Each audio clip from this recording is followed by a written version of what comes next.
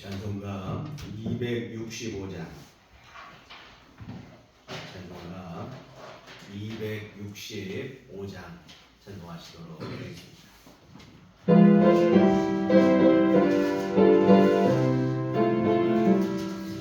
주 십자가를 지심으로 죄인을 구속하셨으니 그 피를 보고 믿는 자는 주님의 진노 면하겠네.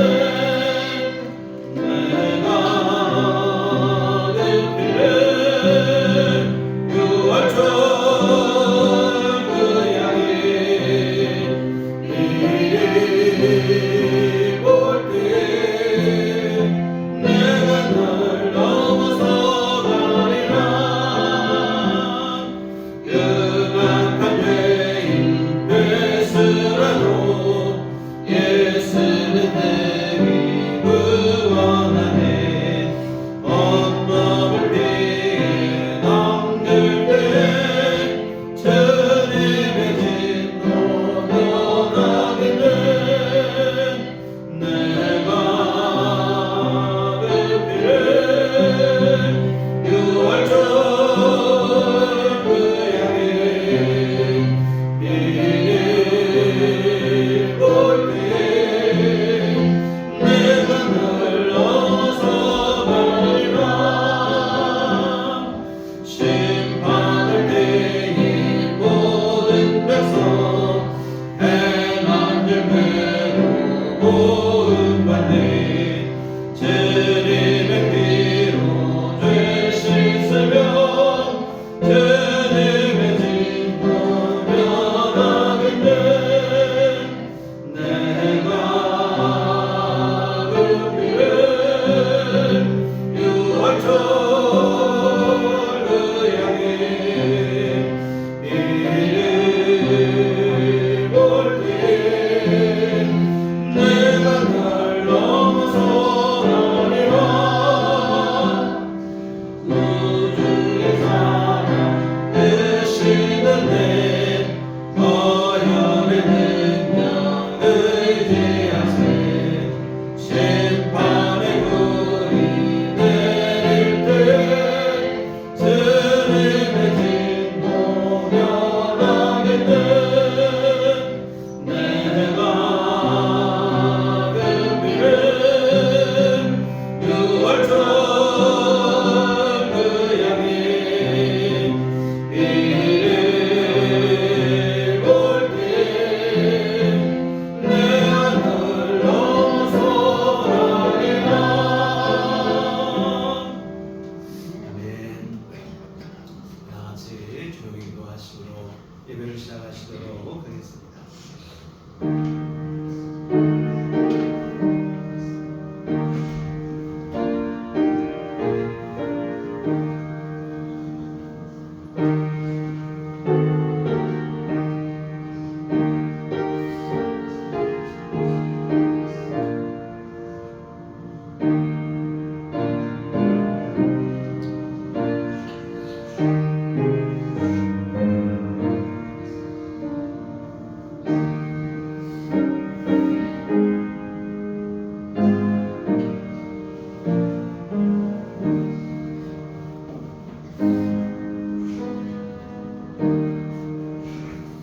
여호와께서 내 음성과 내 간구를 들으심으로 내가 그를 사랑하는도다. 그의 귀를 내게 기울이셨으므로 내가 평생에 기도하리로다. 사망의 줄이 나를 두르고 수월의 고통이 내게 이르므로 내가 환난과 슬픔을 만났을 때에 내가 여호와의 이름으로 기도하기를 여호와여 주께 구하오니 내 영혼을 건지소서 하였도다. 여호와는 은혜로우시며 의로우시며 우리 하나님은 긍휼이 많으시도다. 아멘. 나같이 자리에 일어나셔서 찬송가 29장 찬송하시겠습니다.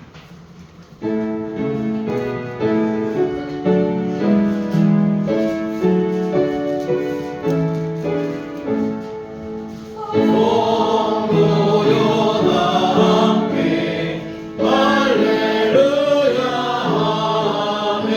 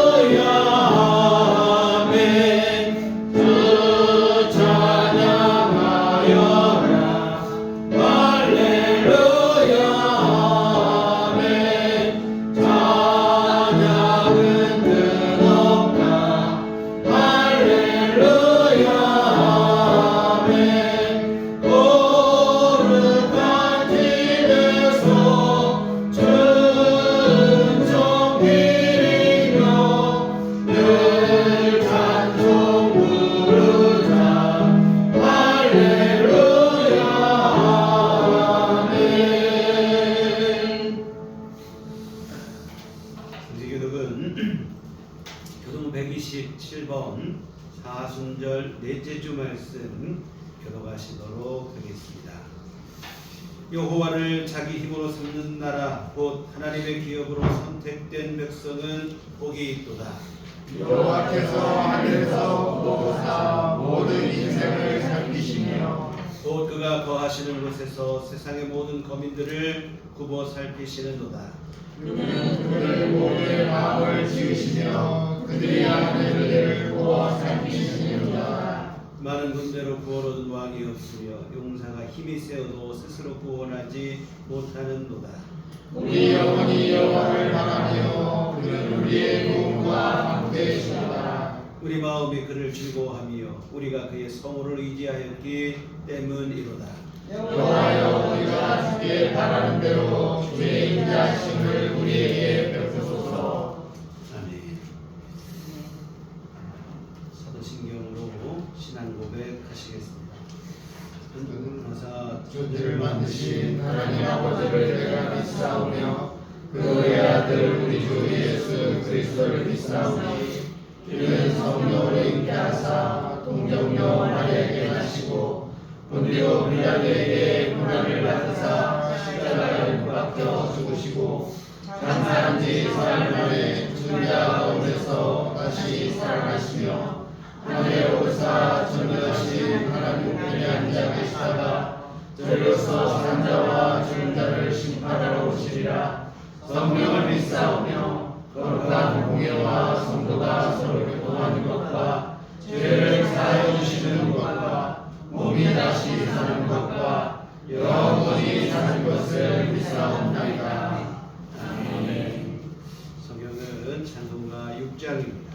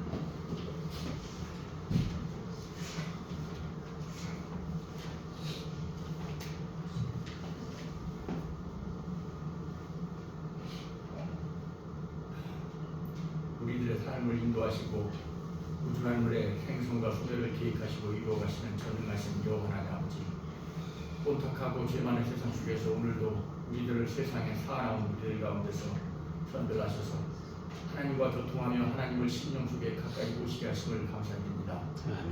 이 시간 드려지는 우리들의 예배가 그저 인간의 눈에 보여지는 형식적인 예배가 되지 않게 하시고 눈에 보이지 않지만 하나님께서 우리의 심령과 육신을 작동하고 지배하시는 가운데 우리들이 영적 감동을 받고 깨달음을 얻어가는 거룩한 영적 예배가 되도록 도와주시옵소서.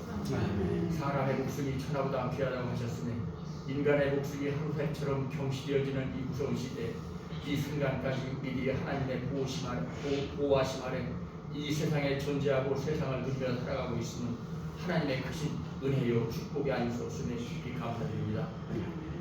한순간이 소중한 삶 속에서 우리들이 하나님이 주신 이 귀한 생명의 길, 인생의 길을 허투루 보내지 않게 하시고 천국에 갈 때까지 주님의 영광만을 드러내면서 살아가는 참된 그리스도인의 삶을 누리면서 살아가게 하여 주시옵소서. 우리들이 태생적으로 연약한 육신과 세상의 악에 흔들리기 쉬운 영혼을 가지고 이 세상에 태어났을지라도 여기에 의지하여 주님께 상투적이고 반복적으로 정형화된 회개만 하는 유치한 믿음에서 벗어나게 해 주시옵소서. 이제는 장수한 우리의 믿음의 기반을 위해서 그저 회개를 통하여 주님으로부터 용서를 받고 구원을 받는 초보적인 믿음에서 벗어나게 하시고 하나님 자녀다운 아름다운 행실을 통하여 주님으로부터 칭찬을 받고 상급을 받는 성숙한 믿음으로 거듭나게 하여 주시옵소서. 아멘. 선으로 악을 이기고 정의로 불의를 무너뜨리는 주님의 자녀다운 의로운 삶, 능력의 삶을 살게 하여 주시옵소서. 존귀하신 하나님 아버지, 우리들 교회 성도 한 사람 한 사람마다 기억하여 주시고 저들이 처한 여러 가지 어려운 상황들을 간파하셔서 심령이 상한 성도들은 위로하시고 힘주시며 육신적으로 쇠약한 성도들에게는 건강의 축복을 내려주시옵소서. 또한 궁핍한 성도들에게는 물질의 축복을 풍성하게 내려주시옵소서.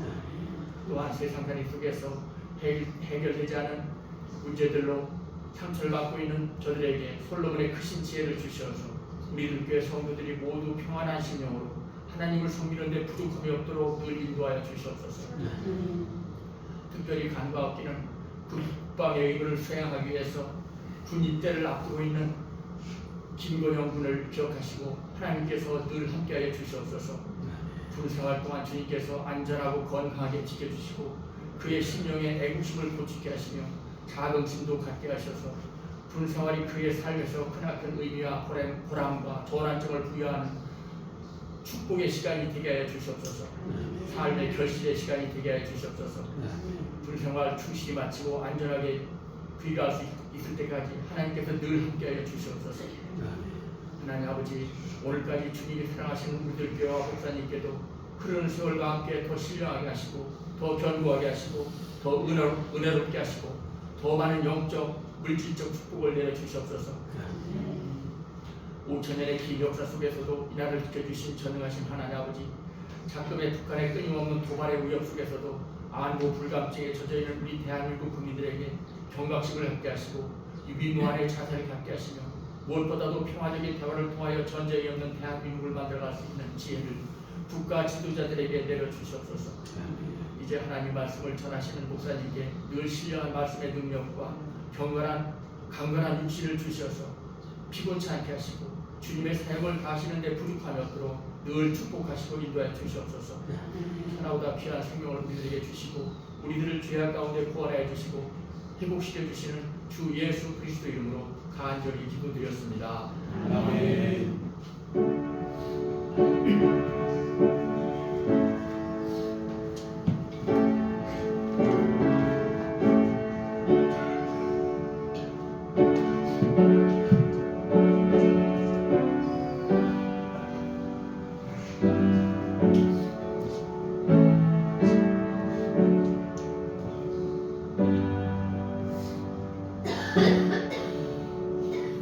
주님 가르치신 기도하시겠습니다. 하늘에 계신 우리 아버지여, 이름이 거룩히 여김을 받으시오며 나라의 임하옵시며 뜻이 하늘에서 이룬 것 같이 땅에서도 이루어지시라. 오늘날 우리에게 용할 양식을 주옵시고 우리가 우리에게 죄 지은 자를 사하여 준 것 같이 우리의 죄를 사하여 주옵시고 우리를 시험에 들게 하지 마옵시고 다만 악에서 구하옵소서.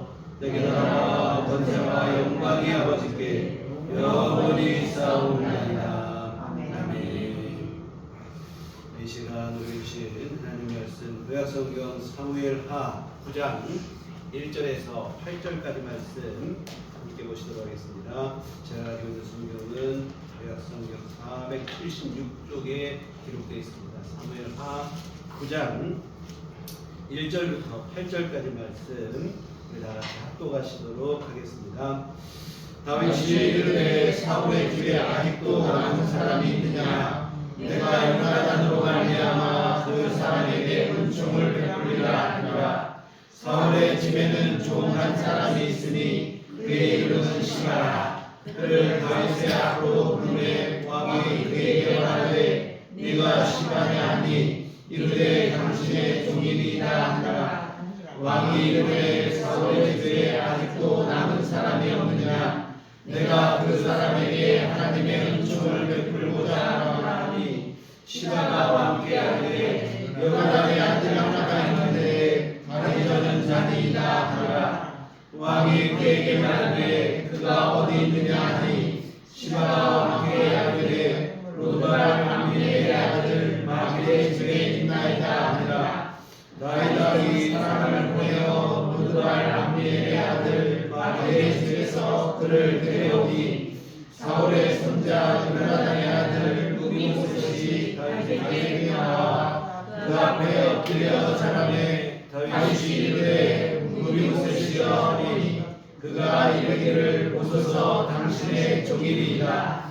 다윗이 그에게 이르되 무서워하지 마라. 내가 당신이 내 아버지 요나단으로 말미암아 내게 은총을 베풀리라. 내가 내 할아버지 사울의 모든 밭을 다 내게 도와주겠고 또 너는 항상 내 상에서 떡을 먹을지니라 하니 그가 저라여 이르되 이 종이 무엇이기에 왕께서 죽은 개 같은 나를 돌아보시나이까 하니라. 아멘. 우리 주님의 은총과 평강이 교회 여러분과늘 함께 하시기를 기원합니다. 지난 시간까지 우리는 하나님을 향한 다윗의 순전한 믿음을 살펴보았습니다. 다윗은 모진 고난과 시련 속에서도 또 풍요와 번영과 승리의 순간 속에서도 흐트러짐 없이 하나님만을 간절히 사모하고 신뢰하는 믿음을 보여주었습니다.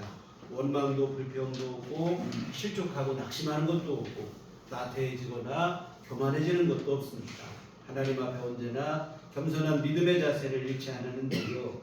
이 다윗의 이런 신실한 그 모습을 생각하다 보니까 하나님께서 참 기쁘셨겠다라는 생각을 마음이 드는 거예요. 사실 뭐 부끄러운 얘기지만 믿음이 일희일비할 때가 많이 있습니다. 별것도 아닌 일에도 너무 낙심하고 실족할 때가 있고 그러다가도 조금 괜찮아지면 또 교만해지기도 하고 뭐 그렇습니다. 하나님께서 피곤하실 수밖에 없죠. 무조건하고 은혜를 베푸실 수도 없고 그냥 또 내버려 둘 수도 없고 이러면 이래서 문제 저러면 저래서 문제 피곤하시지요. 그런데 다윗은 변함이 없습니다. 너무 하나님이 기쁘시죠. 마음 놓고 은혜와 복을 내려주실 수 있는 그런 사람이 된 거예요. 지난주에 보신 것처럼 하나님께서 다윗으로 하여금 어디로 가든지 이기게 하시는 그런 은총을 부어주셨습니다. 승리와 영광을 베풀어도 믿음이 흔들리지 않을 것에 대한 확신이 있으니까 하나님께서 마음 놓고 복을 내려주시는 겁니다. 이와 같은 하나님을 향한 이 다윗의 믿음과 열심이 이 대단하다는 말밖에 나오지 않아요. 소년 시절부터 시작을 해서 왕이 된 지금까지 변함이 없습니다. 이 갈수록 더욱 뜨거우면 뜨거워졌지 뭐 식거나 변하는 법이 없습니다. 이처럼 하나님 앞에 온전한 믿음이 되다 보니까 이 다윗의 믿음은 어디에까지 이르게 되냐면 하나님을 향한 사랑 이것으로만 그치는 게 아니라 이웃을 향한 사랑으로까지 이어지고 있습니다. 참 이것은 어찌 보면 당연한 귀결이라 할 수 있어요. 하나님을 진심으로 사랑하게 되면 이웃을 사랑하는 일을 실천하게 되어 있습니다. 그 이유는 뭐냐면 하나님을 사랑하면 우리가 하나님만 사랑하는 게 아니라 하나님께서 사랑하시는 대상까지도 내가 하나님과 함께 사랑하게 되어 있어요. 그러면 하나님께 사랑하시는 대상이 누구일까요? 바로 하나님께서 지으신 이 땅의 모든 생명들입니다. 사람들을 사랑하시는 거죠. 그것도 대충 그냥 사랑하시는 정도가 아니라 독생자를 주시기까지 사랑하신다 이 말입니다. 그래서 우리가 하나님을 진심으로 사랑하게 되면 하나님께서 관심을 두고 사랑하시는 이 땅의 모든 사람들까지도 사랑하게 되어 있습니다. 바로 이웃사랑이 우리 안에 이루어지게 되는 거죠. 그래서 여하튼 뭐냐면 하나님 사랑과 이웃사랑은 함께 맞물려 가도록 되어 있습니다. 하나님께만 충성하고 하나님은 열심을 다하는데 주변을 돌아보지 않는다면 사실 이것은 그 사람의 하나님을 향한 사랑 이것이 진짜인지 아닌지를 점검을 해볼 필요가 있어요. 근데 간혹 우리가 주변에 보다 보면 열정적 신앙이라는 명목하에 하나님께는 열심을 다하는데 오히려 세상에는 자기 할 도리를 행하지 않고 세상과 단절하고 사는 사람들이 있는데 이것은 열정적 믿음으로 포장할 일이 아니에요. 이것은 아직 불완전한 믿음이다. 이렇게 보는 게 맞습니다. 하나님 앞에 바른 믿음이 되면 이웃과의 관계 속에서도 긍정적인 변화가 일어나야 됩니다. 당연히 그렇게 되게 돼 있어요. 이웃사랑이 필요 없다면 하나님께서 우리를 구원하신 즉시로 우리를 천국으로 불러오르실 거예요. 왜? 하나님 사랑은 더 뜨겁게 하라고. 근데 하나님은 여전히 우리를 세상 속에 수많은 사람들 속에 이웃들 속에 살아가게 하시는데 바로 뭐냐면 이웃들과 어울리고 그 가운데서 이웃을 향한 사랑을 실천하게 하시기 위함입니다. 이와 같은 영적이라는 미명하에 세상과 단절하는 일은 이거 어리석은 일이 되어집니다. 신앙의 최소한이 상식이에요. 상식에도 미치지 못하는 것은 맹목적 신앙입니다. 맹목적 신앙은 미신하고 별로 다를 게 없어요. 이와 같은 하나님 사랑은 그게 바른 믿음이 되면 바른 사랑이라고 하면 반드시 이웃 사랑으로 이어지게 되어 있는데 이 다윗의 믿음이 그렇게 있어요. 오늘 본문 말고 그 전에 있는 사무엘하 8장 15절을 보면 다윗이 온 이스라엘을 다스려 다윗이 모든 백성에게 정의와 공의를 행하였어요. 이렇게 되어 있어요. 백성을 다스리는데 다윗이 정의와 공의로 행했다 이렇게 되어 있습니다. 사실 우리가 왕정 시대의 역사를 보면 대부분 독재자예요.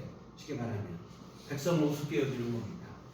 백성을 사랑하고 애민 정신을 이게 아니고 지배의 대상으로 보는 게 보편적이었습니다. 그런데 다윗은 세상의 그런 흐름, 보편적인 그 분위기에 함께 영합하지 않습니다. 백성들 앞에 정의와 공의를 행하는 거예요. 모든 일에 공정했다 이런 얘기가 되어지는데 사실은 임금이 그렇게 하는 게 지극히 당연한 일인데 근데 과거의 시대의 상황을 보면 이 당연한 일이 도무지 이루어지지 않았는데 다윗은 하나님 앞에 바른 믿음을 갖고 있다 보니까 이웃을 향한 사랑의 의무도 감당을 하는 거예요. 백성들 앞에 정의와 공의를 행하는 이와 같은 다윗은 하나님께만 충성하고 백성은 무시하고 독재하는 그런 어리석음을 행하지 않습니다. 우리나라도 과거에 대통령 중에 기독교인들이 몇 분 있었어요. 근데 안타까운 것은 그분들에 대한 역사의 평가가 그렇게 썩 좋지를 못하다고 하는 사실입니다. 우리는 같은 기독교인이라는 이유로 미화하려고 하는 움직임들이 요즘 보니까 있는 것 같은데요. 정직한 역사의 평가는 낙제점에 불과해요. 이 다윗과 같이 지금까지도 성군으로 존경받는 그런 인물이 있었으면 좋았는데 없다는 게 불행한 일인데요. 이와 같은 하나님을 향한 믿음이 바른 열심이고 바른 사랑이고 진심이었다고 하면 이런 이율배반적인 일은 벌어질 수 없겠죠. 다시 말씀드리지만 하나님을 사랑하는 사람은 이웃을 사랑하게 되어 있습니다. 이 하나님 사랑과 이웃 사랑은 어쩌면 동전의 양면과 같다고 보시면 됩니다. 서로 다른 모양이지만 둘은 별개가 아니라 하나다 이 말이죠. 하나님 사랑과 이웃 사랑은 항상 함께 가도록 되어 있습니다. 하나님은 사랑하는데 이웃은 사랑하지 않는다는 것은 그 믿음이 진심이라고 하는 전제하에서 보면 그런 일은 있을 수 없는 거예요. 뭔가가 잘못된 거예요. 우리가 이런 보세요. 음식을 먹었다고 합시다. 음식을 먹으면 힘이 생겨서 그 힘을 에너지를 갖고 활동도 하고 일도 하고 그러잖아요. 하나님을 진심으로 사랑하면 이웃을 사랑할 수 있는 힘이 우리에게 생기게 되어 있는 거예요. 이웃 사랑으로 이루어지게 되어 있다, 이어지게 되어 있다 이 말입니다. 이와 같은 하나님은 우리가 우리 주변의 이웃은 상관하지 아니하고 하나님께만 충성하고 헌신하고 무조건 기뻐하시는 그런 이기적인 분이 절대로 아니라 이 말입니다. 하나님 우리로 하여금 하나님을 사랑하지만 이웃과의 관계 속에서도 이웃을 돌아보고 사랑하는 삶을 살기를 원하신다 이 말입니다. 이웃을 사랑하는 것이 사실은 어찌 보면 하나님의 말씀에 순종하는 일이에요. 하나님을 사랑하는 또 다른 방편이라 이 말입니다. 왜 하나님은 우리가 이웃 사랑하는 원하시니까 그 일을 행하는 게 이웃 사랑하는 게 사실은 또 하나님을 사랑하는 일이라 이 말입니다. 그리고 예수님은 이런 사실을 더욱더 분명하고 명확하게 말씀을 하셨어요. 지극히 작은 자 하나에게 한 것이 곧 주님께 한 것이라고까지 말씀을 하셨습니다. 다시 말하면 네 이웃을 사랑하라. 그러면 이것이 예수님께 한 일이라는 거예요. 예수님을 사랑하는 일이 된다. 이 일이 됩니다. 뿐만 아니라 우리 또 어떤 마음입니까? 주님께 받은 은혜 감사하죠. 우리가 주님께 받은 은혜 어떻게 그 은혜를 보답하고 갚겠습니까? 주님은 네 이웃에게 갚으라는 거예요. 그러면 주님께 갚은 것이 된다고 말씀하시는 겁니다. 하여튼 이 모든 것을 지금 종합해 볼 때 하나님 사랑과 이웃 사랑은 취사 선택이 아니에요.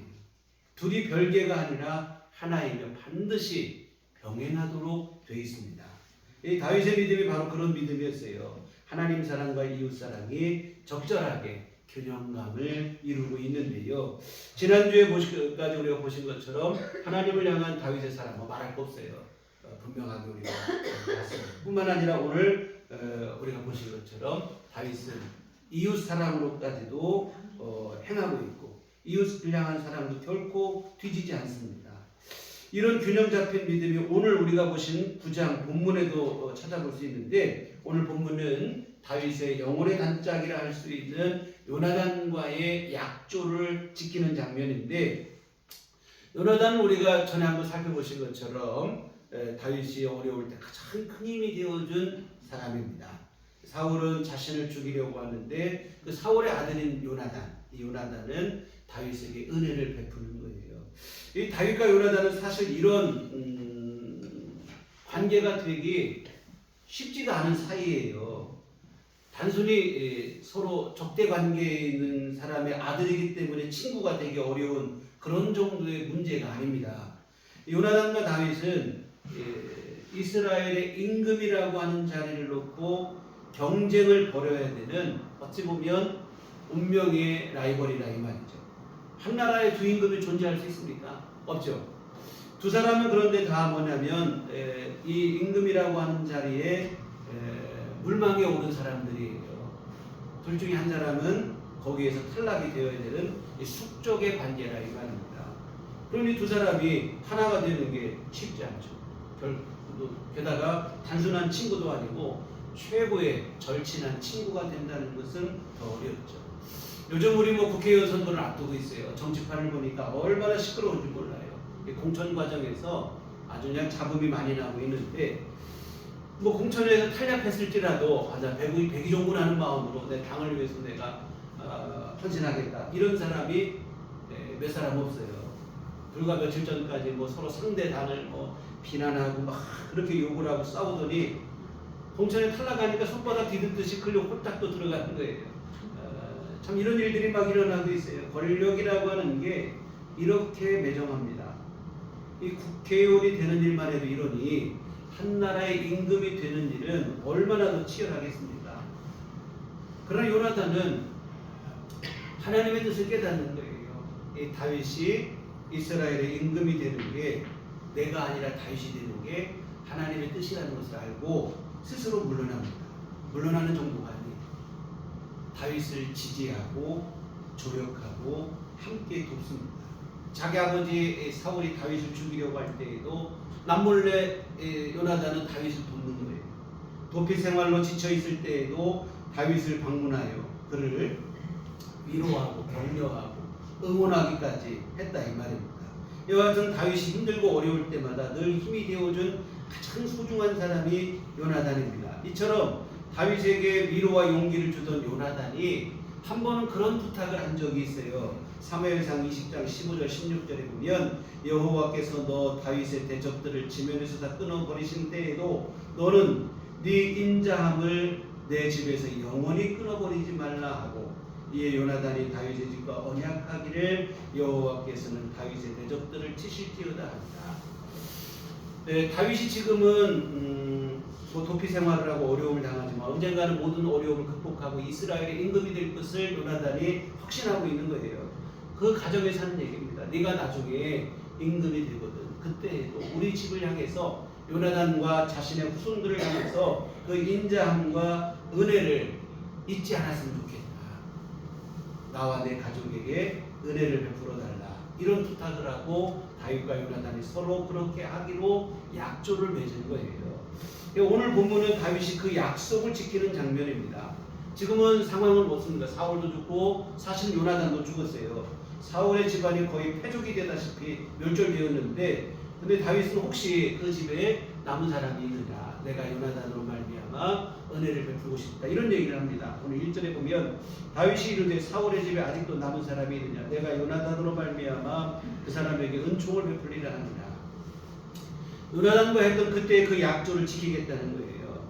자신이 힘들고 어려울 때 자신에게 베풀어준 요나단의 그 은혜, 이 은혜를 갚겠다는 것인데요. 찾아보니까 누가 있냐면 무비보셋이라고 하는 요나단의 한 아들이 있어요. 근데 요나단의 아들인데 다리를 저는 장애를 입었습니다. 그 이유는 사무엘하 4장 4절에 보면 사울의 아들 요나단에게 다리 저는 아들 하나가 있었으니 이름은 무비보셋이라. 전에 사울과 요나단이 죽은 소식이 이스라엘에서 올 때에 그의 나이가 5살이었는데 그 유모가 안고 도망할 때 급히 도망하다가 아이가 떨어져 절개되었더라. 사울과 요나단이 전쟁에 나갔다 죽고 그 전쟁에서 패배해서 했는데 그 죽은 소식이 전해질 때 이 무비보셋의 유모가 얼른 피하기 위해서 이 무비보셋을 안고 급히 도망을 하다가 떨어뜨리고 말았어요. 그 바람에 다리를 다쳐서 장애를 입은 것입니다. 참 어찌 보면 무비보셋도 참 가련하죠. 아버지와 할아버지가 전쟁터에서 한날에 전사를 당하고 자신은 그 비보를 듣고 도망치다가 사고를 당해서 장애를 입게 되었습니다. 그뿐만이 아닙니다.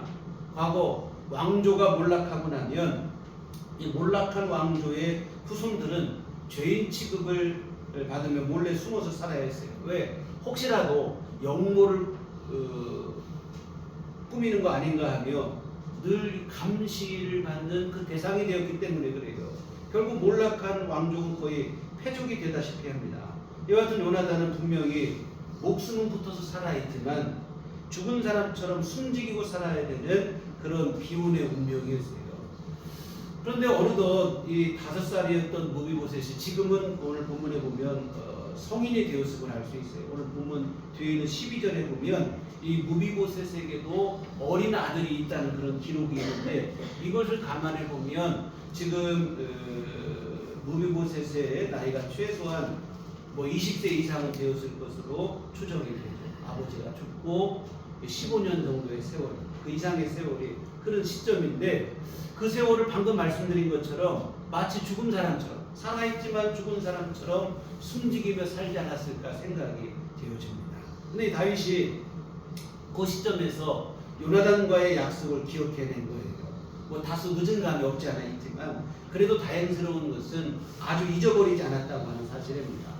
여하튼 사울의 후손이 남았는지를 조사했더니 요나단의 아들 무비보셋이 살아있다는 거예요. 이에 다윗은 무비보셋을 불러들이고 모두의 기억에서 잊혀진 채 숨죽이며 살던 무비보셋을 다윗이 불러들이는 겁니다. 그런데 이런 무비보셋을 본 다윗의 첫 마디는 뭐냐면 무서워하지 말라. 오늘 7절 상반절에 보면 다윗이 그에게 이르되 무서워하지 말라. 다시 말씀드리지만 몰락한 왕조의 후손들은 숨조차 크게 쉬지 못하고 살아가는 거예요. 이 조그만 움직임에도 혹시 영모를 꾸미는 것은 아닌데 의심을 받고 감시를 받기 때문입니다. 근데 왕이 자신을 궁으로 불러들여요. 무비보셋 생각할 때 큰일 났다. 이거 왕이 나를 주목해 보는 거 아닌가. 내가 혹시 뭔가 문제가 돼서 나를 의심하고 나를 또 이렇게 다른 마음으로 보는 건 아닌가. 덜컥 겁이 날 수밖에 없죠. 이 다윗은 겁을 먹은 무비보셋을 안정시키는 거예요. 두려워하지 마라. 말한 이유가 바로 여기 있어요. 그러면서 하는 말이 뭐냐면 내가 네 아버지 요나단과 약조를 맺었는데 그 약조대로 너에게 내가 은총을 베풀겠다는 거예요. 7절을 보면 다윗이 그에게 이르되 무서워하지 말라. 내가 반드시 네 아버지 요나단으로 말미암아 내게 은총을 베풀리라. 내가 내 할아버지 사울의 모든 밭을 다 내게 도로 주겠고 또 너는 항상 내 상에서 떡을 먹을지니라 하니라. 원래 그 가문의 모든 재산을 무비보셋에게 돌려주겠고 또한 다윗과 한 식탁에서 함께 식사를 나누는 영광을 베풀겠다.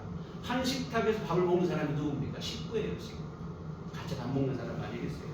한 가족처럼 대우해 주겠다는 말이죠. 이와 같은 힘들고 어려운 때 요나단에게 받은 그 은혜를 다윗이 잊지 아니하고 그 아들 무비보셋에게 갚는 거예요. 정말 여러분, 과거 힘들고 어려울 때 베풀어준 은혜를 잊지 않은 것인데 이것이 바로 주님께서 우리에게 원하시는 일입니다. 물론 다소 아까 말씀드린 것처럼 늦은 감이 없지 않아 있어요. 그러나 요나단과의 약조를 잊지 않고 그 후손을 찾아서 은혜를 베푸는 것은 참으로 잘한 일이고 하나님께서도 기뻐하시는 일입니다. 이와 같은 하나님 사랑은 이처럼 이웃사랑으로 반드시 이루어지도록 되어 있습니다. 적절한 균형을 이루어서 가는 게 이런 건강한 신앙과 믿음이 되어지겠죠. 근데 사실 우리 한국교회의 약점이 여러 가지가 있는데 그 중에 하나가 또 이 부분이에요. 하나님을 향한 열심은 세계 어느 나라 민족의 타의 추종을 불허할 정도로 열정적입니다. 여러분, 새벽 기도까지 하는 나라는 우리나라밖에 없어요. 전 세계에. 얼마나 열심히 봉사하고 충성하고 헌금하고. 근데 문제는 이 신앙이라고 하는 것이 어찌 보면 종교 생활로 끝날 때가 있는 거예요. 예배당 안에만 머물 때가 많습니다.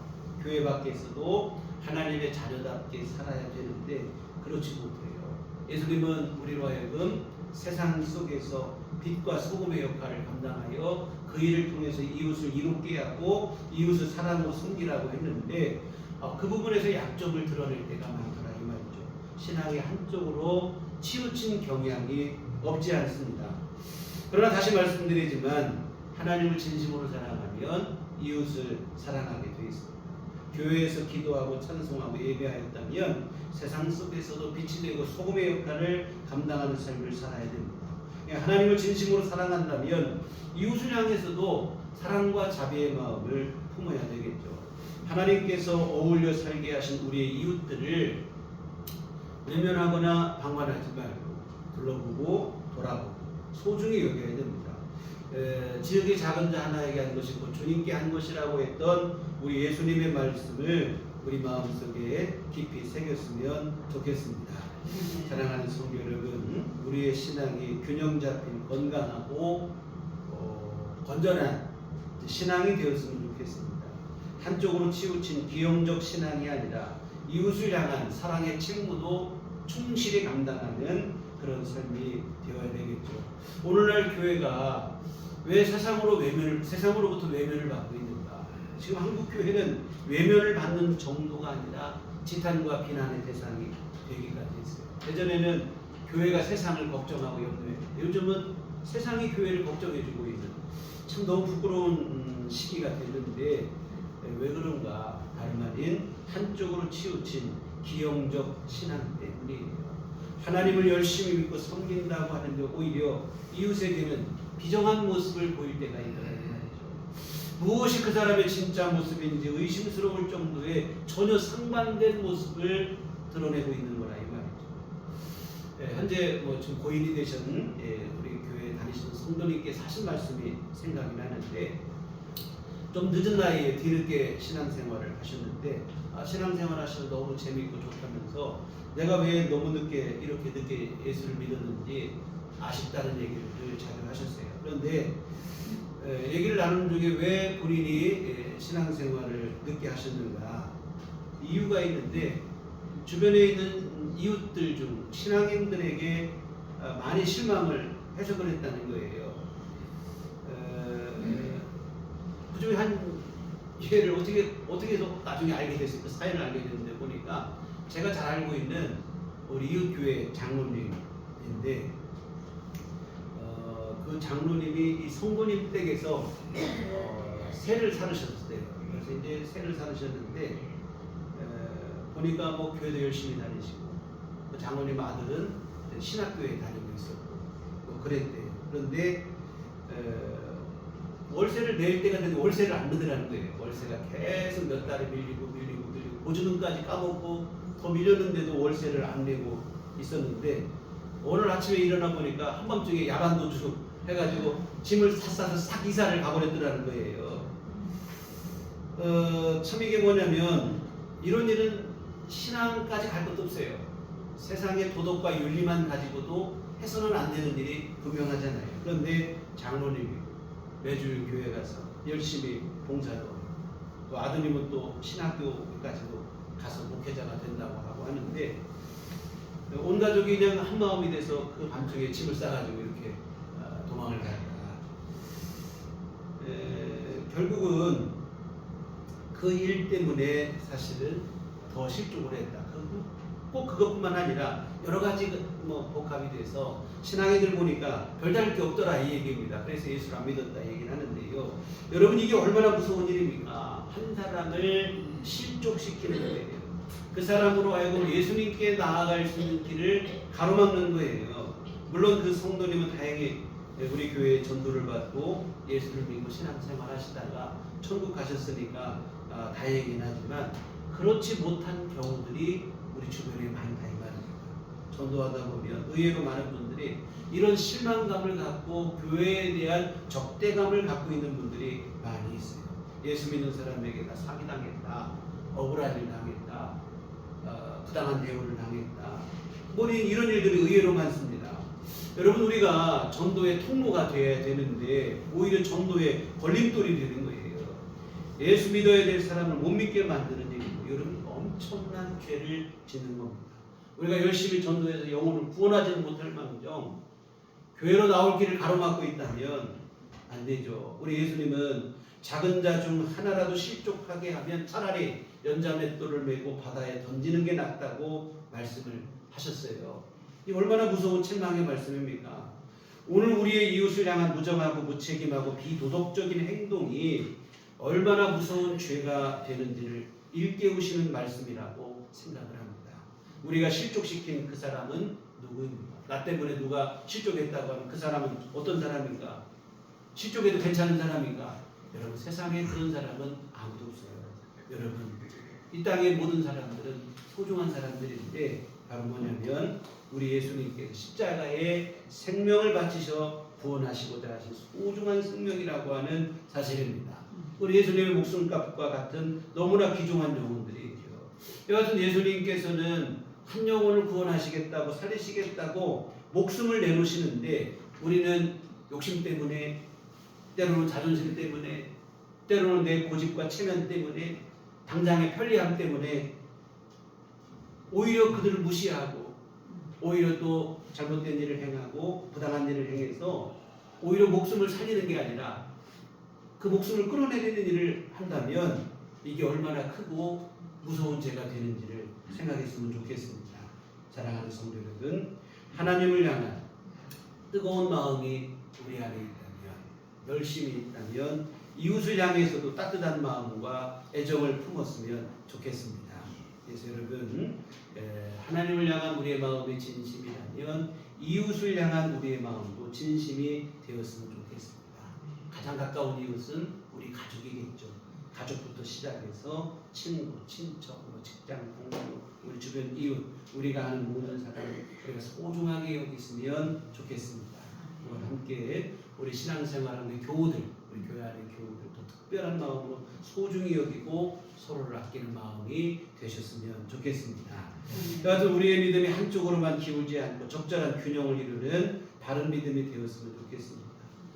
사실 지금은 어느 때보다도 그런 믿음이 절실하게 요구되는 시대입니다. 지금 여러분, 어느 때보다도 전도가 어려움을 겪고 있는 시대예요. 코로나 이후에 신앙에 대한 인식이 현격히 추락을 했습니다. 전도가 갈수록 조금 더 어려워진 시대인 게 분명해요.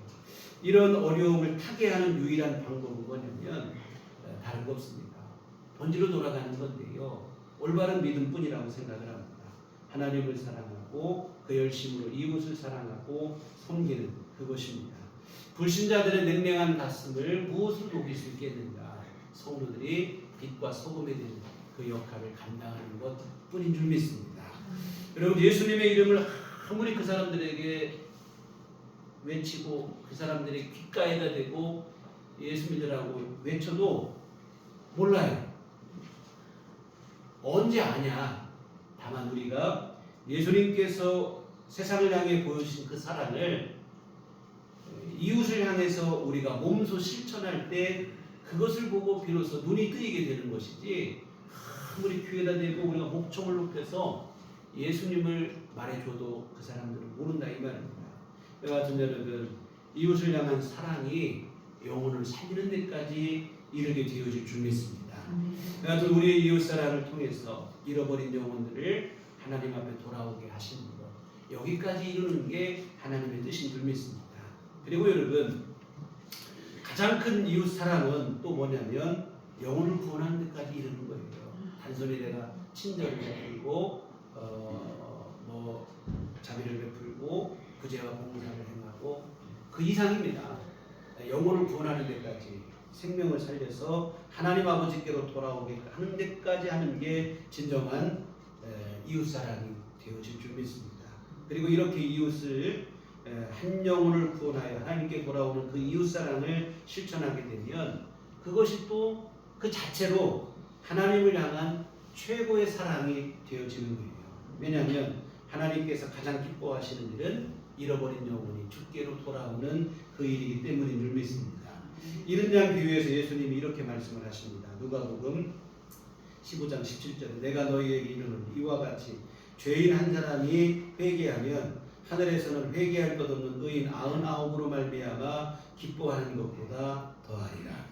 잃어버린 영혼 한 사람이 돌아올 때 하늘에서는 가장 큰 기쁨의 잔치가 열리게 된다 하는 얘기인데, 이웃 사랑이 곧 하나님 사랑이 되는 것을 분명하게 증명해주는 예수님의 말씀이라고 생각을 합니다.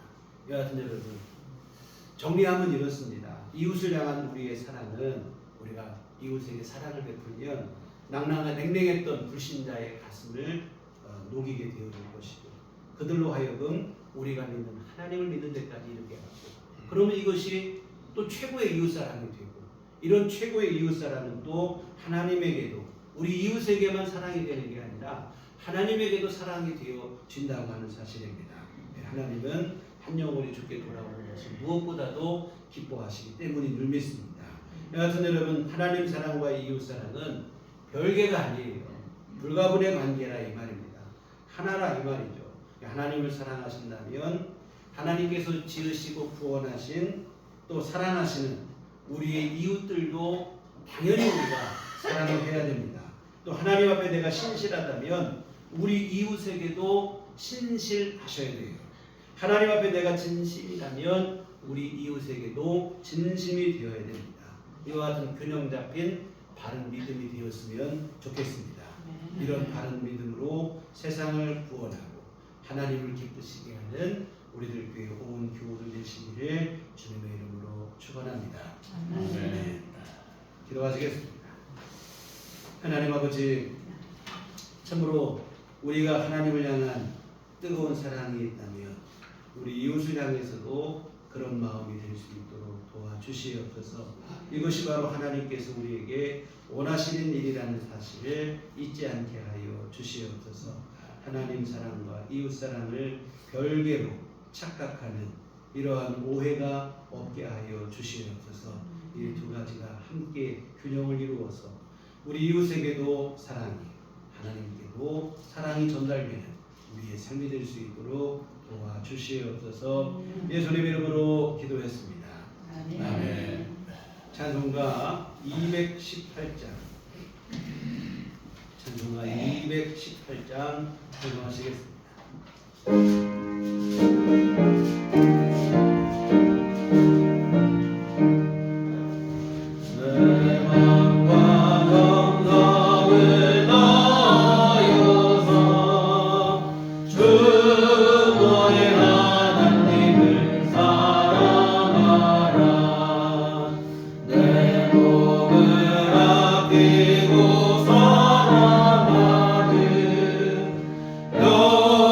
영예와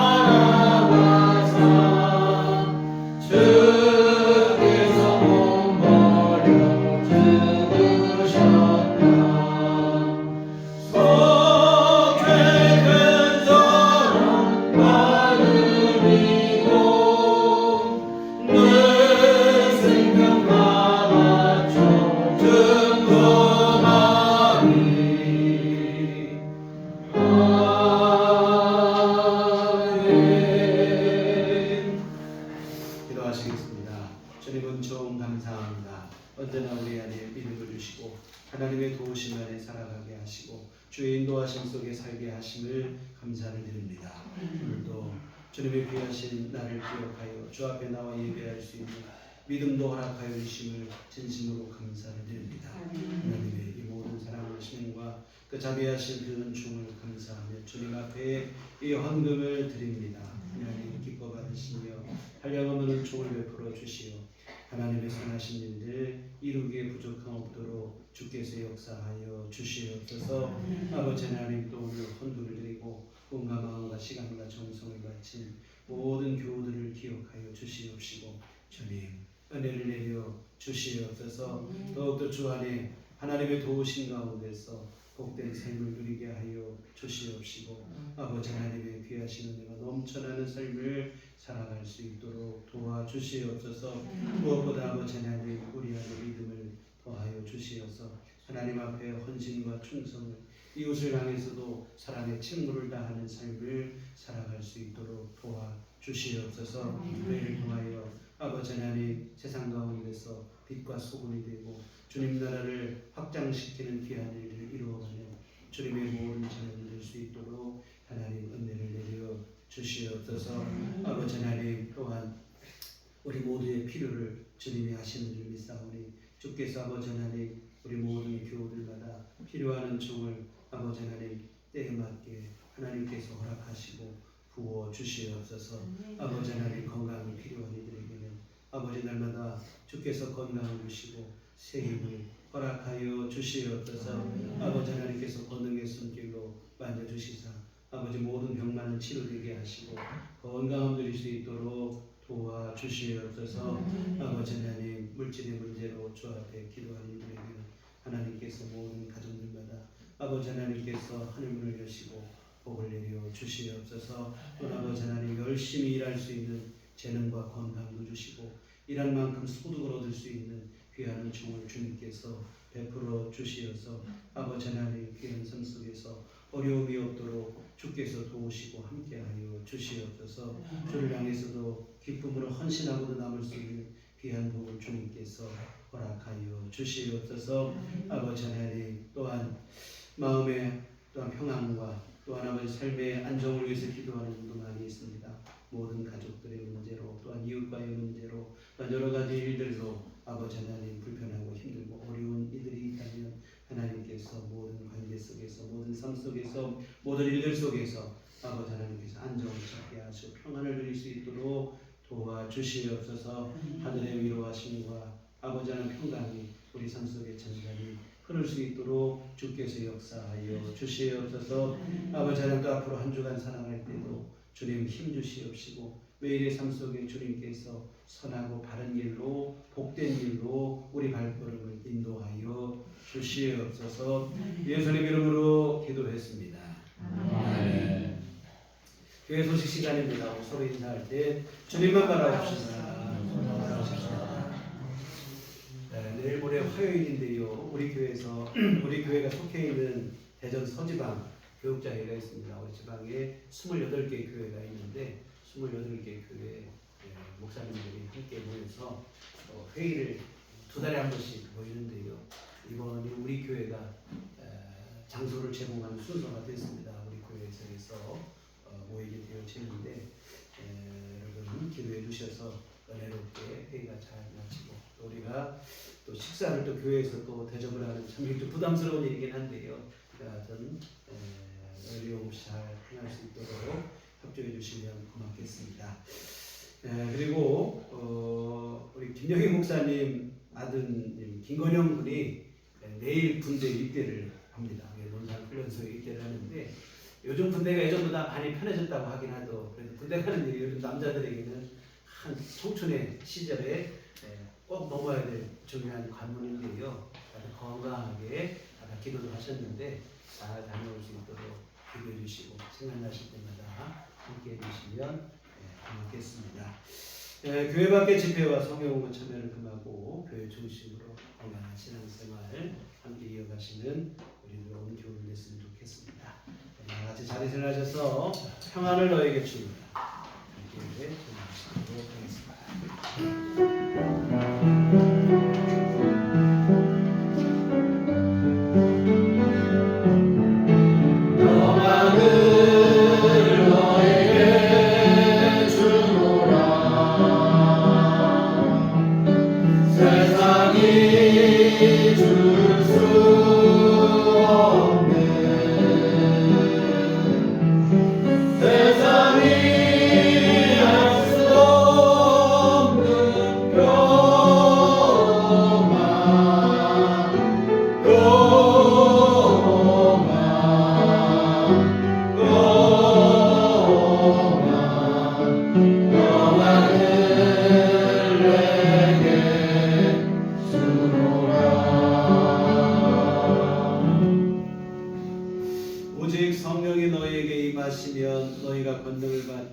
예루살렘과 온유대와 사마리아와 땅끝까지로 내 증인이 되리라. 우리와 주의 증인이 되겠습니다. 이제는 우리 주 예수 그리스도의 구속의 은혜와 하나님 아버지의 극진하신 사랑하심과 성령님의 이루는 동력사 감화감동 충만하심이 주의 피로 세우신 우리들 교회 위에와 하나님을 뜨겁게 사랑하니 이웃을 사랑으로 섬기는 삶을 살기를 소원하네. 주의 모든 자녀들의 심령이 지금부터 영원토록 함께 계시기를 간절히 축원하옵나이다. 아멘.